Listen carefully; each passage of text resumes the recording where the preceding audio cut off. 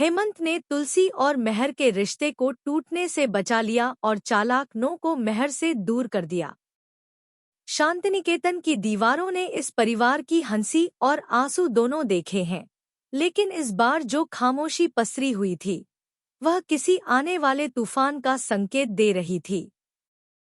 किरण की कड़वी लेकिन सच्ची बातें मेहर के दिल में जैसे जहर बनकर उतर चुकी थीं। तुम तुलसी भाभी के साथ खुश नहीं हो, ये शब्द उसके कानों में गूंज रहे थे। मेहर खुद को एक ऐसी उलझन में फंसा पा रहा था जहां एक ओर उसका परिवार और संस्कार थे और दूसरी ओर उसका खुद का दिल, जो अब कुछ और चाहता था। इसी दौरान उसका फोन बजा। स्क्रीन पर नो का नाम चमक रहा था। मेहर ने गहरी सांस ली और कॉल उठाया। नो ने बड़ी हमदर्दी भरे लहजे में कहा, मुझे लगता है कि तुलसी अब खुश नहीं है। उसकी आंखों में एक गहरी उदासी है, जैसे वह किसी भारी बोझ के नीचे दबी हुई हो। मेहर चुपचाप सुनता रहा। किरण की बातें और नो की मीठी हमदर्दी दोनों मिलकर उसके मन में एक अजीब सा भ्रम पैदा कर रहे थे। नो ने फिर कहा, अगर तुम भी इस रिश्ते में घुटन महसूस करते हो तो कुछ दिनों के लिए मेरे पास आ जाओ। एक दोस्त की तरह, जहां तुम्हें कोई जज नहीं करेगा, कोई सवाल नहीं पूछेगा। मेहर की चुप्पी शायद नो के लिए हाँ जैसी थी, लेकिन उसे नहीं पता था कि कोई और भी यह बातचीत सुन रहा था। हेमंत। वो मेहर से कुछ जरूरी बात करने आया था, पर दरवाजे पर ही ठिठक गया। हेमंत का खून खौल उठा। वह हमेशा जानता था कि नो सिर्फ एक दोस्त नहीं, बल्कि वह औरत है जो मेहर की कमजोरी का फायदा उठाकर इस घर को तोड़ना चाहती है। उसने मन ही मन ठान लिया कि वह इस परिवार की नींव और तुलसी भाभी के विश्वास को कभी टूटने नहीं देगा। जैसे ही मेहर ने फोन रखा, हेमंत कमरे में दाखिल हुआ। उसकी आंखों में गुस्सा नहीं, बल्कि गहरी निराशा थी। उसने कहा, भैया, आप क्या करने जा रहे थे? क्या आपके रिश्ते की डोर इतनी कमजोर हो गई है कि कोई बाहर वाला उसे तोड़ सकता है? मेहर सकपका गया। हेमंत, तुम गलत समझ रहे हो। नो बस एक दोस्त है। हेमंत ने बीच में ही बात काट दी। भैया, क्या आप भूल गए कि भाभी ने इस घर और आपके लिए क्या-क्या बलिदान दिए हैं? उन्होंने इस परिवार को अपनी ममता से सींचा है, और आज जब किसी ने आपको आईना दिखाया तो आप सच्चाई से भागने लगे। हेमंत के शब्द मेहर के दिल में तीर की तरह चुभ रहे थे। उसने फिर फोन उठाया और नो का नंबर मिलाया। भैया, आज आप नहीं, मैं बात करूंगा। मेहर कुछ कह पाता, इससे पहले ही उसने फोन स्पीकर पर रख दिया। नो जी, मैं हेमंत बोल रहा हूँ। मेहर भैया का छोटा भाई। नो की आवाज में घबराहट साफ थी। हेमंत। वो। हेमंत ने ठंडे लेकिन दृढ़ स्वर में कहा, यह हमारे परिवार का निजी मामला है। भैया और भाभी के बीच जो रिश्ता है, उसे वे खुद संभालना जानते हैं। कृपया दोबारा उनकी जिंदगी में दखल देने की कोशिश मत कीजिए। भाभी हमारे लिए माँ जैसी हैं, और मैं अपनी माँ की आंखों में आंसू कभी नहीं देख सकता। नो चुप रह गई। हेमंत ने फोन काट दिया।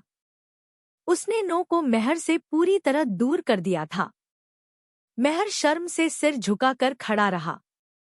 उसे अपनी कमजोरी पर और अपने डगमगाते कदमों पर गुस्सा आ रहा था।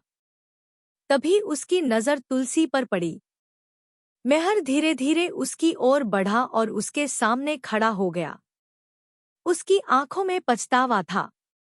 उसने कहा, तुलसी, मुझे माफ कर दो। मैं शायद भटक गया था। तुलसी की आंखें भर आईं। उसने कुछ नहीं कहा, बस चुपचाप अपना हाथ मेहर के हाथ पर रख दिया। हेमंत दूर से यह सब देख रहा था।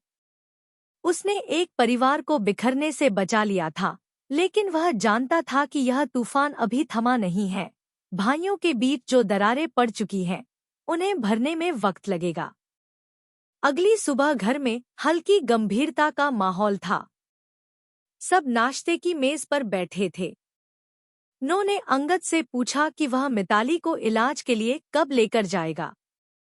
अंगद ने मुस्कुराते हुए कहा कि बहुत जल्द, लेकिन यह बात गुप्त रहे ताकि किसी को शक न हो। सुची ने आग्रह किया कि वे भी साथ चले, पर अंगद ने मना किया। अगर सब एक साथ गायब होंगे तो बात फैल जाएगी। उधर किरण और मेहर के बीच एक गंभीर बातचीत चल रही थी।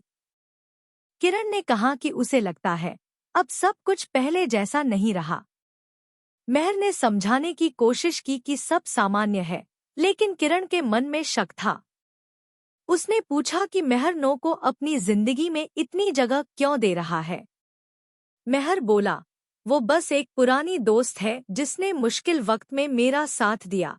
किरण ने बताया कि उसने विदेश की कुछ पुरानी रिकॉर्डिंग देखी है और उसे कुछ ठीक नहीं लगा। मेहर झुंझला गया, लेकिन खुद को संभालते हुए बोला कि अब सब ठीक है। किरण ने कहा, मुझे लगता है कि तुम्हारे रिश्ते में अब प्यार नहीं, सिर्फ आदत रह गई है। अगर किसी रिश्ते में भरोसा न रहे तो अलग हो जाना ही बेहतर होता है। यह सुनकर मेहर नाराज हो गया, लेकिन तभी हेमंत वहां आ गया। उसने कहा, रिश्ते तोड़ने की नहीं, जोड़ने की सलाह दीजिए दीदी। यह भारत है, जहां रिश्ते हालात से नहीं, भावनाओं से निभाए जाते हैं। दोनों के बीच थोड़ी बहस हुई, पर अंत में हेमंत ने माफी मांग ली और कहा कि परिवार को जोड़ना ही उसका फर्ज है। इस बीच अंगद मिताली को इलाज के लिए बाबा के पास ले गया। बाबा ने कुछ मंत्र पढ़े और रहस्यमयी धूप जलाई। मिताली असहज महसूस करने लगी। बाबा कुछ मंत्र बोलता रहा, लेकिन जल्द ही स्थिति बिगड़ गई। अंगद ने जब सच जाना कि बाबा की नीयत सही नहीं थी, तो वह तुरंत मिताली को वहां से लेकर चला आया। घर लौटकर उसने सारी बात बताई। सबने राहत की सांस ली कि मिताली सुरक्षित है। एपिसोड के अंत में मिताली बालकनी में बैठी अंगद से कहती है, कभी कभी डर सच्चाई को छुपा देता है, लेकिन जब भरोसा साथ हो तो कोई भी अंधेरा ज्यादा देर टिक नहीं पाता। कैमरा धीरे धीरे पीछे हटता है और परिवार के चेहरों पर एक नई उम्मीद की चमक दिखाई देती है।